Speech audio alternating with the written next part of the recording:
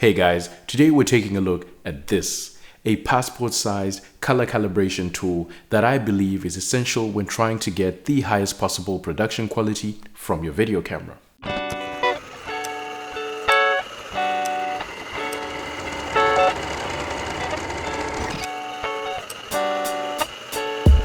This is the X-Rite ColorChecker Passport Video, a small passport video size tool with 4 essential video making charts that you can use to calibrate your video. The ColorChecker Passport Video retails for about $150 US, which is a lot for something so small, but it is something that is very handy for video production. Now before we continue, it turns out that a lot of you folks that are new to the channel watch my videos and don't subscribe.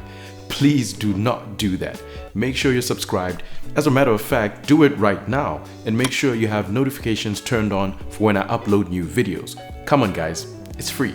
So what this tool allows you to do is to accurately calibrate the white balance, exposure, focus, colors, and skin tones in your video. It essentially allows you to shoot video in any sort of lighting, whether it's mixed or not, with true to life accurate colors and perfect white balance and exposure. Now just a quick disclaimer, I usually go for a stylized look in my videos, but for today's video, for the sole purpose of what I'm trying to demonstrate, this video will not be color graded to any sort of creative stylistic look. All that has been done is color calibration from the ColorChecker Passport so that all the colors are as accurate as possible and appear how they are in real life. The ColorChecker Passport has 4 targets or 4 charts. You have the video color chips, which includes 6 chromatic color chips, 6 skin tone chips, 6 gray balance chips, and 6 highlight and shadow chips, which also include a high gloss black chip for perfect color balance. You also have a grayscale target that includes 3 steps, a white highlight, a 40 IRE gray, and a saturated gloss black.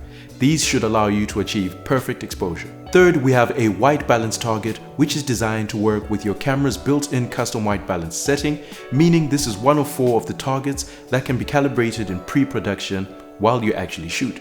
Finally, we have a focus target, and this one is as simple as the name suggests. It allows you to attain center and edge focus easily. It too is the second target that can be calibrated in pre-production. The 2 more important ones in my opinion are the 2 on the first pages, which are the color chips and the grayscale ones. Both are for post-production use, so let's jump straight into Final Cut and get started. Now, it really doesn't matter what NLE you use because they'll all have the same scopes and charts that we're going to use in this video. The first thing you're going to want to do while shooting is to point the Passport ColorChecker at your camera at the point where your subject is going to be. So basically make sure that the lighting is pointed directly at the chips on the X-Rite. And of course, this is those first 2 pages we're talking about. So we're talking the colored ones and the grayscale ones. Now in Final Cut, we will focus on the color first, then exposure second, though I believe you can do it in whatever order you like and you should still get the exact same result. The first thing we want to do is grab our color chips and crop them such that the only thing that is visible is the colors and the skin tones.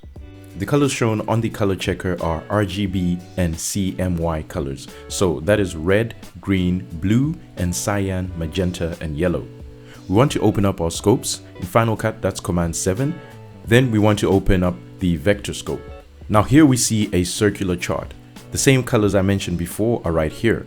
So we had red, magenta, blue, cyan, green, and yellow. From previous videos, we've spoken about this line here, which is the skin tone line. So before we begin, it's important to point out that on the X-Rite chart, the colors represent 50% saturation. So think about it this way. On this graph, a line from the center where it's 0% saturation all the way to the edge of the circle at 100% is what we are trying to achieve for each respective color. The only thing is that we need to stop somewhere in between where it's actually 50%. And now if we scale this up and make it a little bit more visible and add a little saturation to the image just so that it's a bit easier to see. Now to make this a little bit more visible on the vector scope, I am going to scale up the actual image. So what the vector scope is showing us here are the colors that are in the cropped image. The idea here is that all these lines should go directly through the R, magenta, blue, cyan, green, and yellow little squares here if they're accurately calibrated. And right now we can easily see that actually not all of those colors are pointing directly at the right respective color. So for example, our blues are way off, magenta is slightly off, cyan slightly off, and our greens are way off. So that is what we're going to fix here, and that is what is going to correct our color calibration. So to fix these shifts, all we have to do is mess with the hue of the image. To do that, let's open up the color inspector. We want the hue and saturation curves. From there, we want to get the eyedropper on the hue versus hue chart and sample all the 6 individual colors in our video like this. Now we need to play around with each one of them to make sure that they're all on their respective colors. So cyan should be lined up with cyan, green with green, and so on. To make this process a little quicker, we can actually increase our global saturation again, which makes it a little bit easier. Now remember, I said that the color chips represent 50% saturation, meaning that the lines for each color should be exactly halfway between the center and the edge of the circle. Unlike Adobe Premiere, Final Cut doesn't actually show you where the 50% point is on the vector scope, so you have to eyeball it and do a little bit of guesswork. What we can also do now is sample one of the 2 middle skin tone chips here and line those up with the skin tone line. And now if we reset the global saturation that we increased earlier, we want to go back to our hue saturation curves, and this time we want to play with the hue versus saturation. So what we're going to do is sample those colors once more, and now we want to actually play with the saturation and bring up those values to about 50% for each color channel. So let's go ahead and do that. Now bear with me guys, because this is a process that can take a little while sometimes. And basically all you need to know is that you just need to fine tune sometimes each color if you have to, and get those values up to about 50% on the vector scope. So you can use whichever method you like. You can use the hue versus saturation curves if you like. You can use your global saturation if you like, and you might have to add extra separate sort of like effects or nodes to isolate each color. So once that is done, if we reset the crop, you'll see that now all the colors in the image look just right. As a matter of fact, they look perfect. Now let's take a look at exposure, and this one is pretty simple and straightforward. We can begin by again cropping the grayscale target like so. Then we want to open up our video scopes again, and this time we want the waveform. The waveform shows us the luma or the brightness in the image. We have 3 chips on our Passport color checker, a black one, a white one, and a gray one that's in between. So in terms of brightness, we should see decreasing steps from left to right. All we need to do in most cases is to mess around with the white and black ones. So to do that, we can open up another color correction in the color inspector. This time we want the color board and we want the exposure section. From here, we want to move our highlights all the way up to 100 and the blacks all the way down to 0 like this. And now very dark things are black and white things are bright.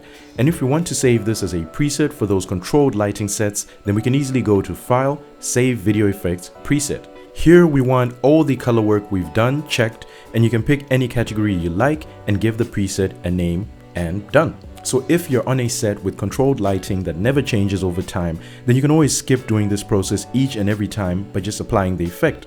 Now if you have Color Finale, this entire process can be automatically done by the software, and I'll show you how it's done. So here in Color Chart, you want to edit the chart and you want to select the ColorChecker Passport video, which is the chart that we have. Then from here, Color Finale will ask you to select the chart region. So all you want to do is click on the video and outline the points on your chart like so. Line it up a little bit if you have to. Make sure those swatches match up with the chips in the video. And then all you have to do is hit Match Chart. Personally, I still stick to the manual way simply because it gives you manual control of your exposure and colors, and sometimes the skin tones can look a little weird using Color Finale. But if you're in a hurry, of which you should never be while color grading, then maybe yes, but perhaps try not to make it a habit. And as you can obviously see with the Color Finale method here, it doesn't look quite right. Like there still is something that isn't quite right when you look at the final image, and our highlights are blown out. So eventually you still need to do some manual work anyway, so you might as well just do it the manual way from the start. Where this ColorChecker Passport tool becomes very useful is matching up cameras. For those of you that have done a lot of multicam work, you all know how tricky and time consuming it can be to color match 2 different cameras. The X-Rite ColorChecker Passport streamlines that entire process and saves you so much time.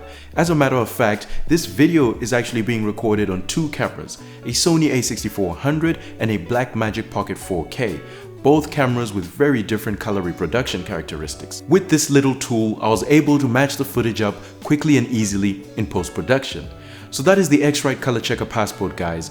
If you make lots of videos and do not have one already, then make sure you get one. I promise you, you will not regret it. Now, I will admit it is quite pricey for a passport-sized booklet with colors in it, but for what it's worth, this is an easy way to streamline your workflow and instantly improve the production value of your videos. Thanks for watching, guys, and hope that this video has been useful to you.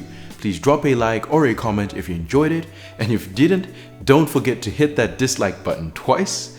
If you're new to the channel, then make sure you're subscribed and hit that bell icon to get notified when I upload new videos. Catch you folks in the next one.